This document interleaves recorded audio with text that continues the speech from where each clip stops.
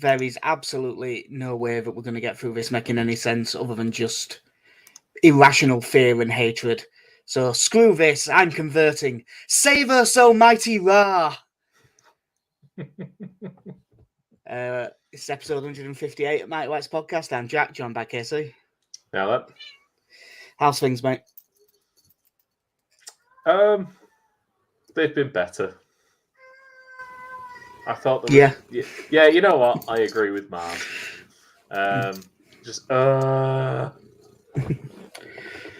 Well, I'm Everton won, but we made very clear we're not worried. We weren't worried about them anyway. They went 2-0 down, but the second they got it back to 2-1, I immediately got my phone out and backed them to win because you could just see it coming a mile off. So who cares about them? We should talk about Villa won, Burnley won. Now, I don't. Two Buendias. Yeah, I don't want to. Even before that, I hate because of Bielsa. He taught us not to be this guy. But how the fuck did Ashley Barnes not get sent off? No, it's ridiculous. It's an elbow square to the head. Like, there is no reason for him to throw his arm back like that. Yeah, if both go back, you could say he's jumping, but I mean, he just jumps across and bang. It's safe in the knowledge that no one's getting sent off in the first 5 minutes. Yeah, if he'd have done that about 19 minutes in, fine. I just find it amazing that he's managed to get off. I mean, make he didn't a career of that. Did he even give a foul? No. Like I think they got a corner at the end of it. Yeah, it's an incredible piece of refereeing. But the actual game itself, like, Villa were the better side by a distance, but it's just one of the, like, Buendia was not having a great half and then did his best to give away 2 penalties in 10 seconds. I do partly just have to blame Steven Gerrard for the start of it because we called like 3 set pieces earlier. Why is Buendia marking James Tarkowski? It's to lull him into a false sense of security. So yeah, he's got a jump like Darryl Strawberry. Yeah. So yeah, he has a push on Tarkowski that nearly gives away a penalty and then runs across to Maxwell Cornet and just kicks him. Definite pen. Ashley Barnes scores it. And you think, well, that's pretty much that. Buendia does get one back right at the start of the second half. Good ball from John McGinn. Decent finish. And Villa did enough to win the game on a normal day, but Nick Pope had an absolute belter of a game. Yeah, he was absolutely outstanding. Made some brilliant saves. And I think as the second half sort of wore on, Burnley were relatively effective in going into basically a 5-4-1. They did it against Spurs with the 3 central defenders, carried it on there, and I imagine it is what they will do on the final day as well. Yeah, probably where they've been going, and then obviously late on in the game, defender who Leeds fans have always had nothing but praise for, Tyrone Mings makes an absolutely unbelievable block to stop Weghorst having a tap in. It is one of them where if it's your team, you'd say, yeah, but the defender should never get a chance to block that. You should just score. Oh, no, it's an appalling miss. But it's a brilliant piece of defending, and I have said very clearly on Twitter that if we stay up, I'll never sing that song again. Mostly because we'll never get to play. He might go back to Ipswich at the end of his career. Yeah. So, yeah, obviously that was really frustrating, Villa not managing to get the win. But you can't rely on others. And now we are in a situation after that where on Sunday, we have to better Burnley's result. If Burnley win, we're down. Yeah. So hopefully we win. There is a bit of news before we talk about the games on Sunday. Leeds and Burnley have sent a letter to the FA complaining about Everton's financial results. Everton have lost 371.8 million over 3 years. The maximum allowed is 105. There is absolutely no doubt that they have done this. They have broke the rules. Everyone knew this a month ago? Because it'll have been roughly 1st of April when everything came out. I mean, realistically, you could just look at their transfer spending. It has been mad. But yeah, everyone knew this was coming. The difference is for the COVID allowances and stuff, I think Leeds put like 40 million. Villa were one of the really high ones. They put like 60. And I believe Everton put 170 odd million down for their COVID costs. But it's clearly bollocks. But I don't think this is worth even thinking about because there is no way in hell anything will come of this. No, they're not going to do anything, especially once the season is finished, because they're not going to look at this in the day and a half they have now. No. It's now just it's a very the timing was suspect. I know they said the timing. I know they said the letter off a week ago, but the day after they guarantee safety. Yeah, well, it coming out now, and it is as well. Really, it comes across as sour grapes because it is. It is sour grapes. Now that doesn't change the fact that they have done this. Like they have brought the fact that they are way over the allowance, but doing it now. The problem was they needed to do it the day the accounts came out, basically.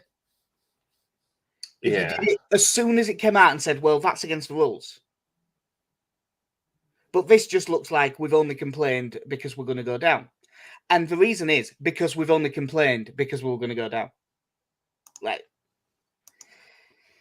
I mean, nothing would make me happier than them to look into it and go, oh, actually, this is 10-point deduction. I don't care if we get out of it through not deserving it or whatever it is. I hope that happens, but I don't think for a second it will. No, I mean, you've got to look at the instances of when things like this, I'm not even say start at this stage of the season, when they typically conclude. They try and do stuff like this before the game is kicked off. Now, I don't think this will happen in this case, but the instances I can think of not in terms of it being breaking financial fair play or anything like that, but you look at the West Ham Sheffield United incident with Tevez and Mascherano and the breaking of the rules there, and that was a compensation payoff, and Sheffield United still go down. Which did stink, by the way. That absolutely stunk when it happened. It still stinks now. There was who was it at QPR? They had the issues with the season, our first season back in the Championship when QPR got promoted. Oh, I can't remember exactly what it was, but it got confirmed that they were okay the morning of the game against us. It was just before kickoff, if I remember rightly. Yeah, and we were playing them on the last day. Yeah. Yeah. So the fact, because that was something that had been going on for a few weeks, but you're just there going, there's no way on the last day of the season they're automatically they're going to go, oh yeah, they're in breach of rules, so we're going to drop you down. Yeah, we're going to take this many points off or whatever. Yeah. Like it's not going to happen. Yeah. Friend of ours, Alex Bernison, says 10 points next season. If that happens, the Wigan treatment. Yeah, if that happens, then Leeds have a case to sue them for 200 million quid immediately. If they did that, then Leeds could go, okay, you've just admitted that they did it. But and the thing is that this will be the Premier League rather than the FA or the EFL for that matter, because we've seen EFL teams get that. I mean, Derby. I know that it's taken them down this season, but they should have gone down last season. Yeah, there was outcry because of the situation with Wigan and why they'd lost points. And this is the problem with stuff like this: is it needs to be dealt with fairly swiftly, and you can't tell me that there wasn't some sort of forecast that was going to be made about Everton's expenses before any accounts become known or anything like that. There's got to be some level. I can't imagine the FA just sat there twiddling the thumbs, going, "Well, it's not looking good over the 2 seasons, but let's see what the 3rd season brings." Yeah, I mean, it was well known that they had gone miles beyond their means spending wise, and that's why this season has been so bad for them, because they knew that if they go down, they are completely screwed.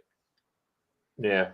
But it's just one of them things. It is getting a bit to the stage with these rules where they either need to just bin them off or enforce them. You can't have the way they're doing it now, where they don't really do either. Yeah, I'm just trying to think. Because again, I know that it's mostly with the Football League at this point. They had that little run probably a couple of years ago now, where there was points deductions for. There was the ones for Sheff Wednesday. There was ones for Birmingham, and there was like a little flurry of it almost, and then it kind of died down again. And one of the issues being, and not that relates to Everton, you do have the issue of the clubs that, like us, well, not us because we went up, but if we'd have stayed down, say with Aston Villa, where they have essentially broken the rules for 2 years, or 3 years, but they get away with it because they get the promotion. Yeah, the difference is we didn't. We never broke the rules. We would have had to sell a load of players if we didn't go up in order to not break the rules, but we never broke the 3-year thing. And the reason our loss was so high for that season, and this happens to every team that goes up, we lost like 60 million, and like 20 odd million of that was promotion bonuses. Yeah. So they wouldn't have gone out if it wouldn't have gone up. So but every team that goes up, when you see that, even that Huddersfield team that did it on the cheap was paying like 140 quid per 100 quid in wages. Like, the only way, really, unless you get lucky with a few youngsters and stuff, the only way you're getting out of Championship is you have to gamble and then be willing to have 2 bad seasons to rebuild. Yeah. I'm sorry. I'm just looking through transfer marks at the moment at Everton's transfers from the last 3 years. Christ, there's so much money goes out. I know they have recouped some, but they've spent a lot of money. Yeah. It's just after, again, the financial issues clubs go through. And you look at it at Barcelona, where it is clear they are losing money hand over fist. There is nothing going to be done about that. No. Can you imagine a world where UEFA go, can't be having you and Real Madrid in the Champions League this year, I'm afraid. Yeah, it just doesn't happen. It's it's like banks, but a lot of it is too big to fail at this point. So they'll just let it slide. So yeah, it's a weird one, this, because there is tactical stuff, but I just don't care at the minute. Firstly, Burnley Newcastle. Away the lads. Here's why I am so down. What have I been saying for ages? They'll lose to Spurs, they'll draw with Villa, and they'll beat Newcastle on the final day. I've been saying it consistently for weeks and weeks. Nothing's changed my mind. Newcastle are playing really well. Newcastle should beat Burnley. They won't. Burnley will win this game. Oh, ye of little faith. I have loads of faith in Burnley. Loads of faith in Burnley, yeah.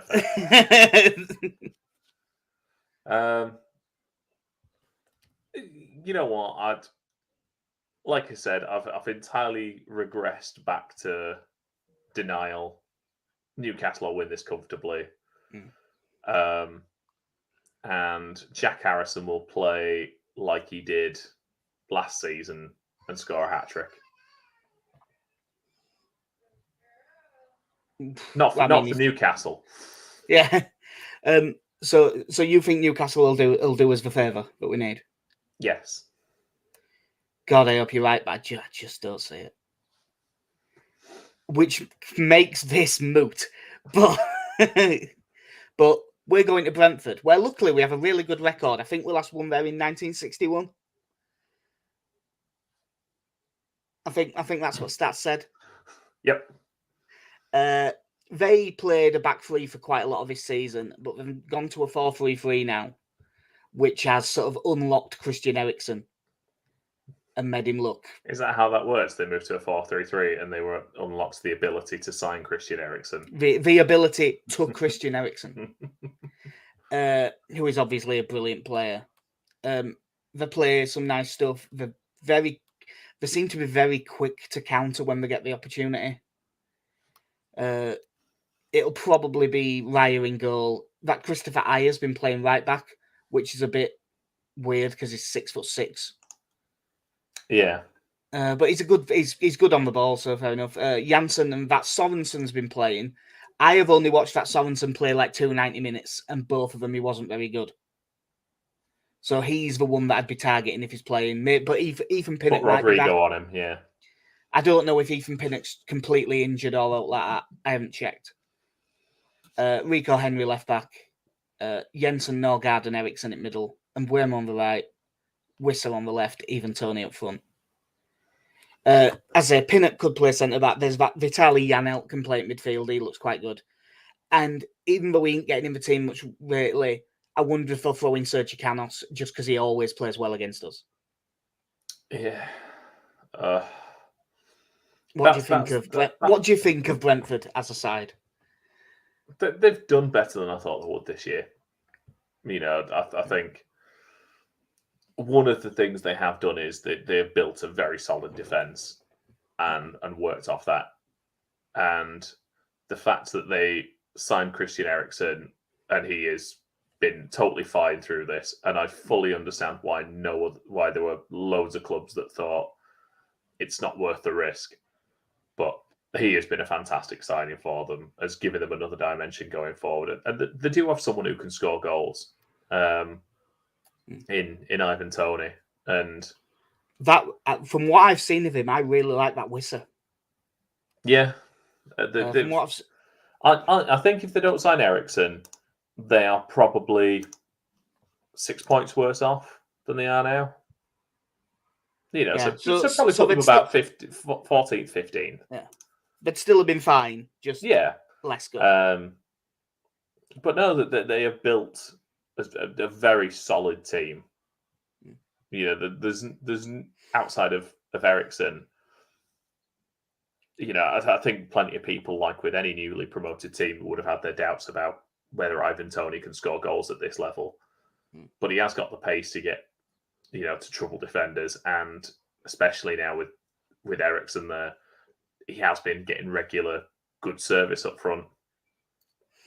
Yeah, I'm looking at that and thinking, obviously, I'm terrified of set pieces against anyone because it's Leeds. But Ayer, Janssen, Sorensen, Tony. And even though he's not that big, that Wissa appears to be quite good in the air as well. And you've got Eriksen on the dead ball. That's going to be a serious problem. Now, I have to assume, now that Burnley didn't lose on last night, we are going to have to go out to try and win this game. Yeah. Like, I know, you know, obviously, I know that if Burnley, by some miracle, are 3-0 down after 20 minutes, then you can sort of go, well, a draw's enough. But I don't think you can play like that. No. It doesn't do any good. So you have to assume it's going to be back four and the 4-2-3-1, 4-2-2. I think the other issue with us is pure and simply. I'll be there for you. Thank you. We are not good enough to go into any game against any level of opposition saying, well, if we just hold out for a point while we need to and then go on the attack, like we just cannot we cannot defend well enough to think like that at all. No. Like you say, it's true. The idea that any corner is going to come in and I will be absolutely terrified because we will be outmuscled, outmanned, whatever, outnumbered, outplanned. I mean, given our red card record recently, I'm really hoping we won't be outnumbered again. But the key is to go through them within the first 4 minutes and be prejudiced against all races. But no, it's Burnley are, not Burnley, sorry, Brentford are a decent side, but at the same time, like, we have got good attacking players. And Rodrigo. They haven't all been in good nick, but in theory we do. Oh yeah. But I mean, I'm just looking at the BBC website. Where is he now? Tied 19th for the highest goal scorer in the league is Rafinha. So we got him. He is behind Emmanuel Dennis. Oh no, he's level with Emmanuel Dennis. That's sad. Ivan Toney is 11th. It's very odd, like very low goal scoring this season, by the way. Yeah, there hasn't been the streaking away to 30 odd, has there, like there has in other seasons. No. Let's talk about that instead of the game. I don't even know what to think about this game. Like, I haven't. Normally, by now, I would know what my plan is for the game. I have no idea where I'm going to watch it. I have no idea what I'm going to do. It should be a sad sign that Timo Pukki's above any of our goal scorers, by the way. Yeah. I'm tempted to take my dad's advice because he's just going to go out with dogs at 5-4. And just ignore it and just walk round woods and stuff. And you're going to sit at the top of the hill singing "Que Sera Sera," waiting for the end of the world. I mean, relegation. Yeah. So, do you think we'll change anything from the last game, lineup wise? I am guessing Bamford will be on the bench by the sounds of Jesse Marsh's comments today. Yeah, I would have thought so. I'm trying to think what else you could and would realistically change. Like, I don't think he's going to change Click and Phillips. We're not going to have a right back, are we? So it'll still be. Well, it depends on the fitness of Robin Koch, I imagine. Yeah. There didn't seem to be any mention of him from what I saw. No, which I took to mean he's fine. I mean, I'm guessing it's either him or Jamie Shackleton. Since he's the one who came off the bench. Yeah, I was going to say the only changes I could see are Shackleton for Koch if he's not fully fit, and Strout for Firpo. Yeah. Those are the only ones that I could see there being changes. I don't think he's changing Llorente or Cooper. Although, I've said it, but I really wouldn't mind Shackleton right back and then Koch and Cooper in the middle. Yeah, but we need that creative outlet back there. Mm. You know, when we were having that conversation about Flair in Football Manager, that's Diego Llorente, that is. That's what Flair is. Like, if we can manage to get the ball, like, go really push the front four up and try and get at them, that front four is good enough to score a couple of goals. And that's all. I just want us to win our game. If Burnley win, which I think they will, at least you can say you did what you needed to do on the last day. And it's frustrating and everything, but at least you can take something from it. Like, I mean, if we go down with 38 points, like, just by the way that the league works, you are a little bit unlucky if you go down with 38 points. Because that would keep you out 85% of the time. Maybe even higher than that. But it's just us winning. And I've got so much more faith in Burnley beating Newcastle than I do us winning at Brentford. Yeah, the thing that concerns me most about us is the very lightweight nature of our strikers compared to the very heavyweight nature of their centre-backs. Yeah, Janssen, Sorensen and Pinnock if he plays. They're all... Yeah, they've got a type of Brentford at centre-back, and it's bloody massive. Yeah, bloody massive. Janssen is small. Yeah, bloody massive and preferably Scandinavian. I would say that against Everton, Brentford didn't look good at the back in that game. Yeah, but it's us. Yeah, that's the concern. It's our little faith I have in us. It does get to the point where I do look at it and just think, you know what, front three of just Struijk, Gelhardt, Cresswell, and just launch it. Yeah, just launch it and just hope for the knockdowns. But look, they are there to be got at. Rafinha, very good player. Jack Harrison, in my head, is fantastic.